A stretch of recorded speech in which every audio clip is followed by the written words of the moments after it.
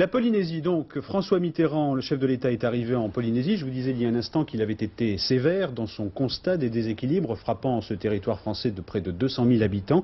Ça a été l'un de ses premiers propos. Antenne 2 est en Polynésie, Gilles Leclerc et Mémailleul.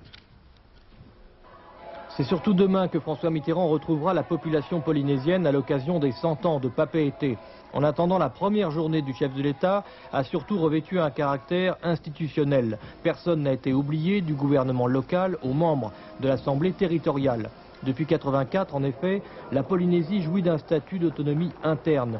Mais le premier président de la République à s'exprimer au sein de l'Assemblée territoriale à Tahiti ne dissimule pas qu'un changement d'institution ne règle pas tout. Problèmes économiques, chômage massif des jeunes, une dette qui s'accroît, les autorités locales doivent faire des efforts. Rien ne sera durablement construit sans l'harmonie sociale,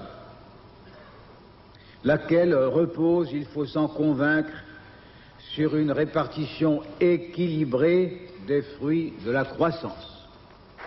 François Mitterrand a même laissé entendre qu'il faudrait bien un jour établir sur le territoire un impôt sur le revenu, alors qu'il n'en existe ici que sur la consommation. Ainsi, dans les territoires d'outre-mer, comme en métropole, le chef de l'État plaide pour une meilleure redistribution. Demain, sur le terrain, il se rendra d'ailleurs encore mieux compte des disparités économiques qui existent ici.